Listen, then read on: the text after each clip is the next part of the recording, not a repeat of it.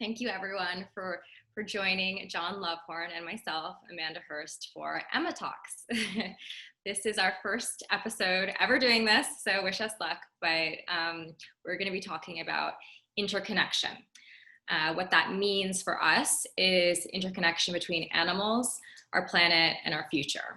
So animals, plants, humans, how everything is connected, and why that's important for individuals today.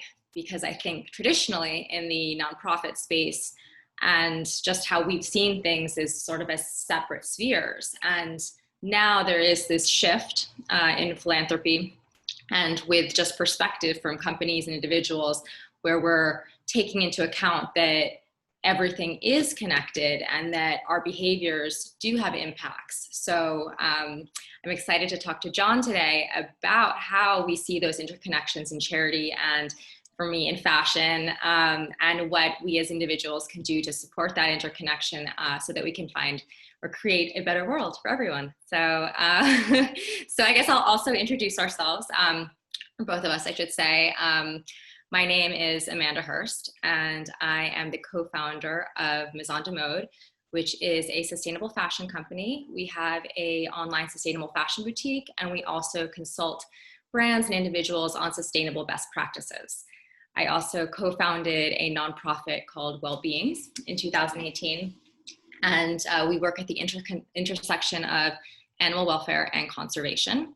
So every year we pick a different campaign and we look at it from the perspective of how does this issue impact animals, how does this issue impact the environment, and how can we as individuals make a difference. So today joining me is John Lovvorn. Thank you, John, for being here. I'm going to have to read your little bio because it's very smart, much smarter than mine. So he is the faculty co-director, senior researcher, scholar, and lecturer in the law, ethics, and animal program at Yale.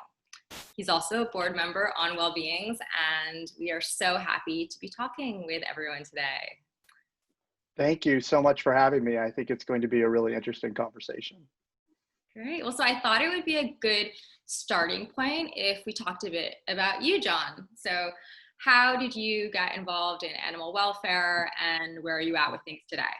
Yeah. How did I get here? What am I doing here? So I've always had a really strong interest in justice issues, questions about who makes the rules, who counts, how those rules are applied, a little bit of a rebel streak driving that, but also a real interest in the interconnectedness of things. So my background in environmental law really set the stage for looking at how different pieces go together and how one thing affects another.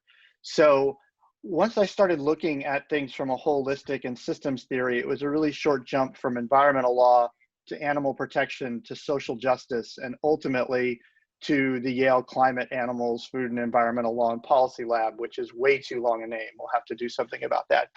And then Well-Beings, of course, because they also have this theme of interconnectedness. And so I'm really excited about this in terms of a new way to look at law and policy and a new way to look at the world that looks at all of us collectively rather than dividing us up into little pieces. Yeah, no, and to that point, my journey is totally different than yours. Whereas your background is more academia, mine is almost entirely fashion. But I think when I started realizing those connections is when I started working in fashion a little over 10 years ago. I was working for a magazine called Marie Claire, and it was at that time that Al Gore had come out with his now famous documentary, An Inconvenient Truth. And so because of that, I started to think, okay, well, what are my behaviors that are maybe impacting climate change? And I'm working in the fashion industry. How does the fashion industry impact climate change? And, you know, I just started to discover some pretty disheartening facts that, like, you know, I think 3/5 of fashion after it's produced within a year ends up in a landfill. And that's a huge waste issue. And so yeah, at that time, it was around 2010, I was writing about sustainable fashion for the magazine. And so that it was really fashion where I made those early on connections and what led me to where I am today. The fashion issue is so interesting because it's something I knew nothing about, but I know about all these other areas of interconnectedness, especially around climate and sustainability. And I feel like I've always known about that, but I'm really interested in fashion in particular because it feels like every single box we open up, we find more and more of these connections. And so this one is particularly interesting to me. Yeah, and I think what's also I'm curious a little bit about is because your background was primarily animal welfare. So Yeah. when did you start incorporating climate change? Yeah, so, I've always known a little bit about the interconnectedness of animal welfare and conservation and environmentalism, and known that there were also social justice issues tied up in that. But I didn't really put it all together and have it click all together until about 5 years ago when I was teaching a course at Harvard Law School on wildlife law, which was pretty straightforward. Here are the tools that we use legally in order to protect wildlife in the world. And about halfway through the course, I kind of just bottomed out and I felt like I was being dishonest with the students because the tools that we were talking about, the methods we were talking about to protect animals, wildlife, habitat, just are fundamentally incapable of functioning in a world with this level of a changing climate. So I realized that climate would totally transform and overtake everything we knew about wildlife conservation. And then I started looking around and thinking, well, what other areas is this going to happen in? And lo and behold, animal welfare, all these other areas are so affected. And that's what ultimately led to me writing my first paper about the interconnectedness of these issues and really trying to push animal welfare advocates to see climate through an interconnected lens with other social movements. And that's been the focus of my scholarship since, and that's the focus of the lab that we started at Yale. And so what is lab? It's called Cafe Lab. Yeah. So it's climate, animals, food, and environmental law and policy. And it actually is about all those things, although it feels like we just threw it all together so we could spell cafe. So Yeah, I'm okay with that. Easy to remember. right. And so what do you guys do though at the Cafe Lab? Like what are the projects? Yeah. What is the point of it? Yeah. So the point of the Cafe Lab is really to try to operationalize this theory, which sounds maybe unremarkable to people who don't operate in the NGO space or the academic space, that all of these causes are interrelated. But, the fact of the matter is, whether it's in academia or the NGO space, you're often sorted into boxes. So you're an environmentalist, or you're an animal advocate, or you're working on race and gender, or you're working on labor. And these movements can focus on their own short-term goals without seeing how they're all part of a larger problem of exploitation and abuse, of a system that says, we're not going to look at the consequences of what we're doing, and we're not going to think about how it affects people that aren't counted, or animals that aren't counted, or natural spaces. And so what we want to do in the lab is reconnect with that commonality and realize, wow, it's really horrifying that this system of exploitation and abuse is underlying all these social causes. But maybe we can find strength from that and work on policy solutions that integrate these causes and maybe turn what is really a negative into a positive. So what the students do is they work on developing law and policy solutions that don't just feed one particular narrative, but that work for multiple modalities of justice. And so we're really excited about it. It's brand new.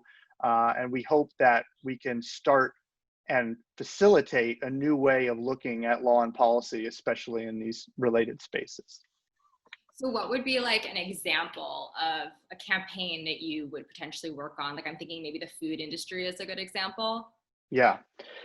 So the connection between agriculture and food is a major focus of the lab. So because climate, food, labor, environmental protection, communities, farm fairness, all these things intersect in the agricultural space. That's where we started. So the first year of proposed interventions are all focused and clustered around agriculture because of these interrelated impacts.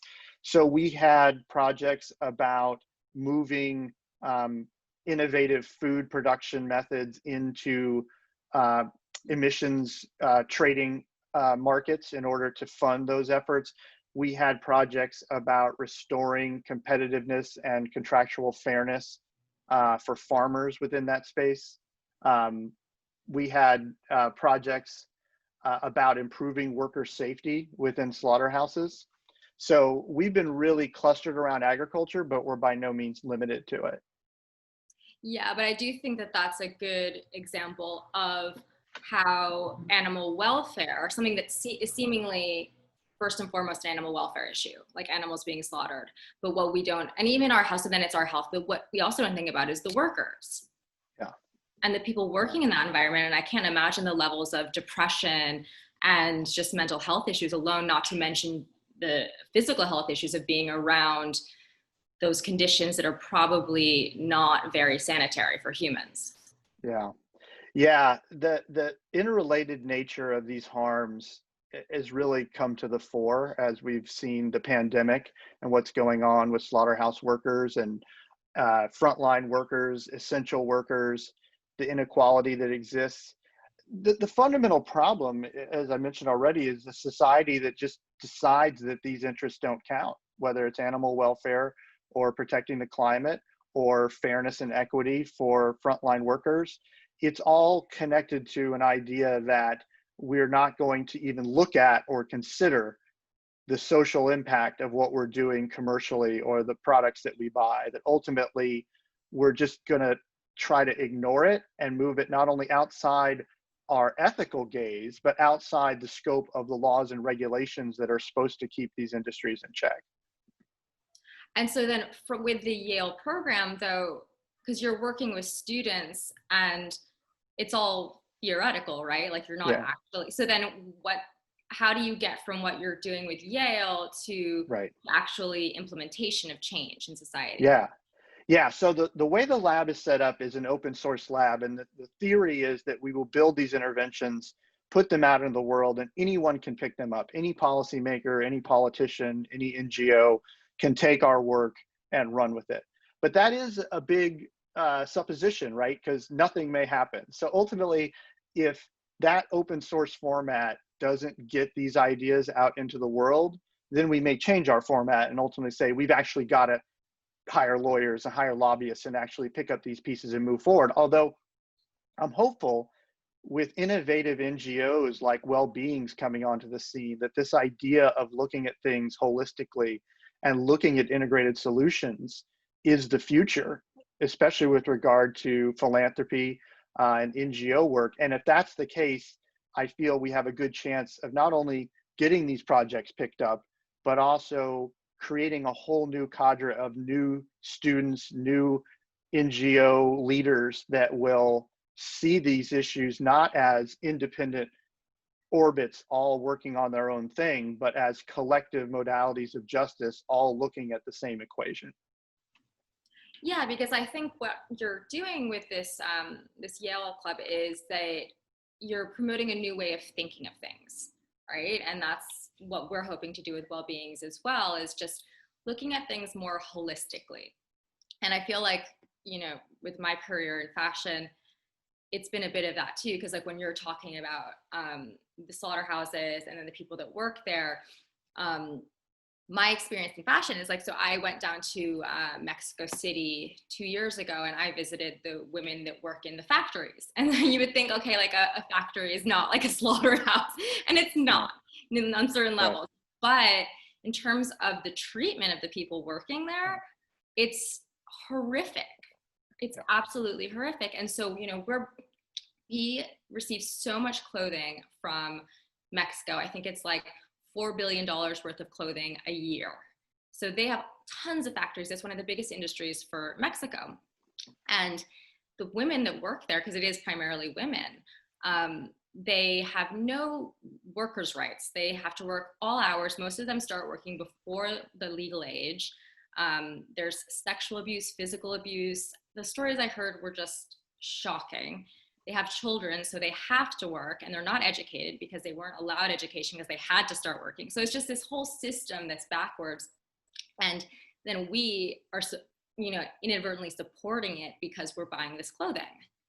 So Yeah. the more we buy, the more we support. Yeah. And I think it's very similar to the food industry. It's like, well, we keep buying this food and we're supporting it without really knowing how bad the industry is.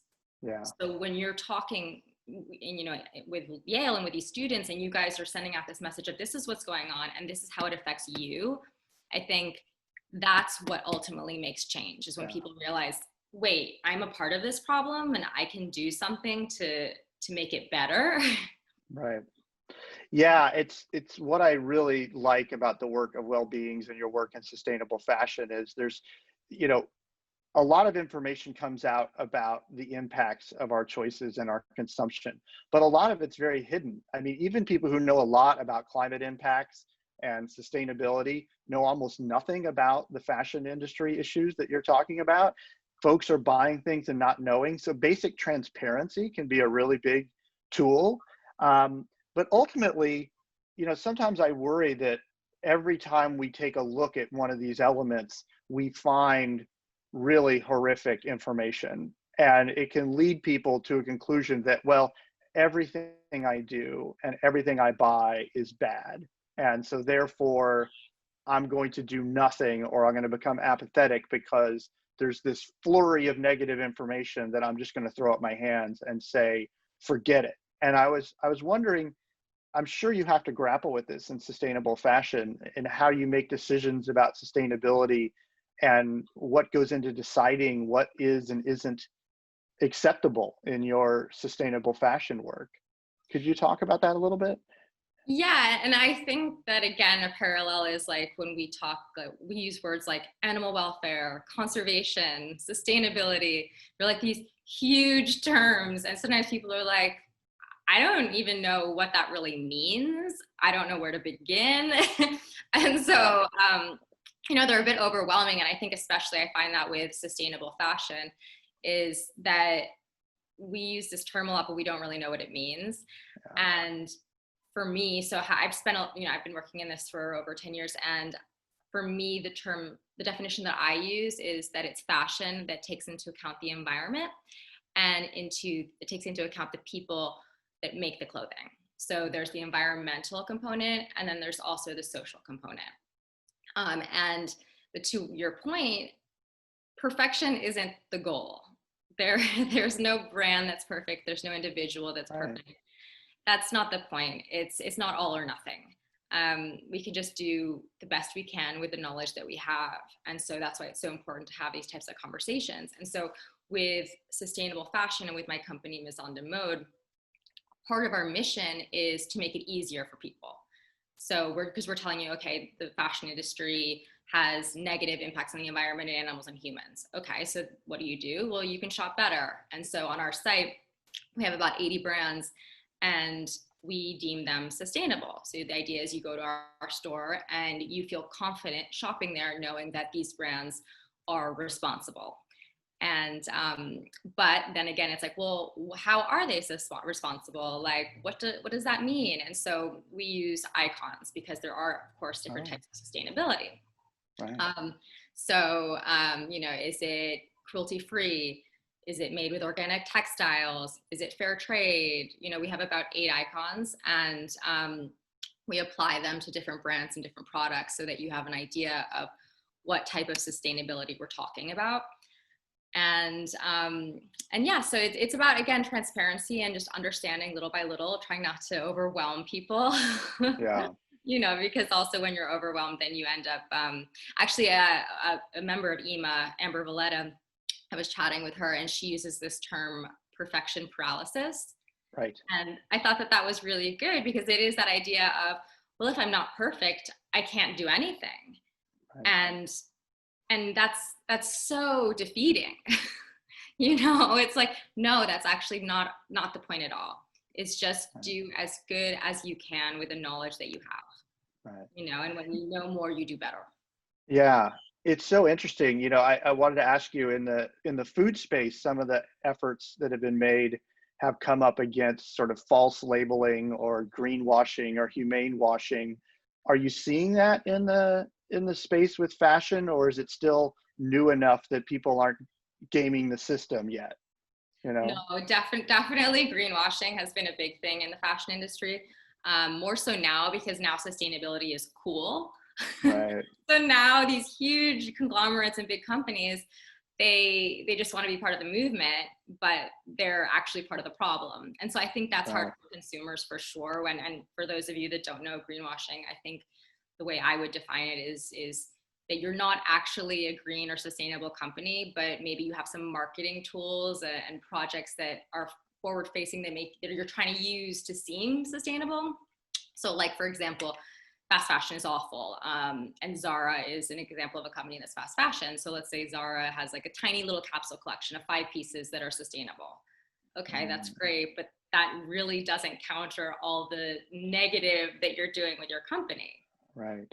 You know, it's about systemic change within the company to actually make it Right. better. So we Yeah. definitely see that. I don't know about, I imagine in the food industry, it's similar.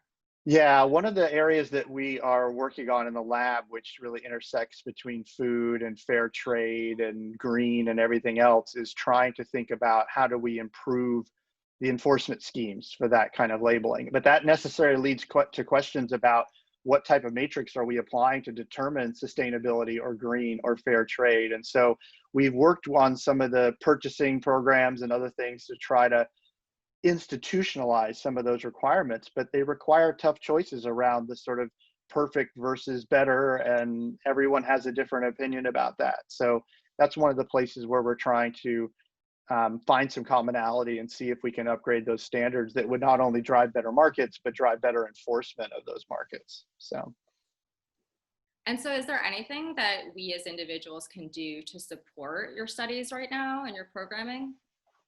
well, I think organizations like Well-Beings are doing a lot to support it because this is an academic program and we can put ideas and project ideas and all kinds of discussion and white papers out into the world. But if real people don't first accept the idea of the interconnectedness of social justice issues, and then second, actually put their agency towards practicing a new way of trying to change the world and change markets, we're helpless. So I think that's really important. Supporting groups like Well-Beings who are working on a more modern view of how these issues should work is number one. But I think also the making choices and becoming educated about what's going on. You're going to get conflicting information. It's going to be difficult. But I think the process of asking questions like, whose labor went into this product? How much of it am I using? What is the climate impact of this product? What is the water impact?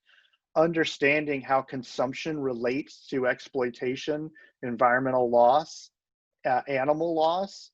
I think learning about those things is really important because at least you're able to say, look, I can't be perfect, but I am cognizant of the impact I'm having on the world and I'm doing what I can to try to minimize it. Yeah, no, I think that is so spot on. And I think something that we need to acknowledge actually when we're talking about all this interconnection is where we're at right now with COVID and how Yeah, that is like the perfect example of the intersection of animal welfare, environmental issues, and human issues. yeah, So I was wondering if you could, because I think there are still people that don't totally understand how COVID right, is related to all those spheres. right. Yeah, I mean, it's not being talked about the way it needs to be talked about. That not only COVID, but all other SARS viruses have emerged from humans' use of animals for food, whether it's wildlife or factory farms. That this is what we're experiencing as a byproduct of a problematic system between human animals and their environment. And this is, Mother Nature essentially striking back in that broken system. And so, you know, I think it's an interesting moment in time. It's obviously a huge tragedy, but I do think it's bringing some things to the surface that people might not otherwise look at, whether it's workers working in slaughter plants who are dying from COVID, the plight of frontline and essential workers having to put their life at risk just to keep the economy going, the connection between humans, animals, and pandemics. I was thinking about, I read an interview you did on sustainable fashion where you said something about this, and I thought it was really, really insightful and interesting. You mentioned, I don't think we're going back to normal because normal was broken. And I think that's a really important concept for folks to understand, that we want to come out of the pandemic and we want some normalcy to return to life, but we don't necessarily want to go back to the status quo that not only was driving things like pandemics, but driving the climate impacts, the loss of biodiversity, deforestation, animal abuse. I could keep going, but maybe an outcome of this is that we rethink some of these connections and think about our impact on each other and the world a different way, and understand how all these things are interconnected, and really exercise a different kind of empathy where we look beyond our own personal experience and understand how the choices we make and the things we do affect those around us, whether or not they're human lives or animal lives, or even the earth and natural places. So I think this might be an inflection point, or we might just go back to the status quo. But I thought that quote from you really jarred me and really got me thinking about how, we spend so much time thinking about, well, let's get back to normal. But wait a second, what was normal and what was wrong with normal? Yeah, no, normal is what got us to where we are right now, and not just with COVID, but with all these issues that we're facing. So I'm confident that we're not going to go back to the status quo. I'm excited about your confidence. Thanks. I know that we are going to use this as an opportunity to do better, to learn. We've all been at home studying, educating ourselves. And I know that, people have been reaching out to me about sustainability a ton more than before, talking about it, seeing their consumer behaviors, and, just seeing how they impact the world. And I'm just really optimistic, actually, that this is a moment of change for us. And when we come out of this, we're going to be stronger and better united. And we're going to really understand finally that everything is connected. Fantastic. I'm excited about it. I feel completely different now. Yeah. I know. Had too much coffee. I don't know, but I'm feeling good. No, I think it's good. I think we need that kind of spirit if we're going to have the kind of change we need. Well, thank you, John, for joining me and doing this. And thank you, EMA, for giving us this platform to talk about our work and our faith in the interconnection and in our work regarding that. So a million thanks to everyone involved. Follow John's work. What is the link, John? So we're at law.yale/animals, and then you should give the well-beings link. Yeah, and then wellbeingscharity.org, where you can see our work. And again, thank you guys for watching, and we appreciate all your support.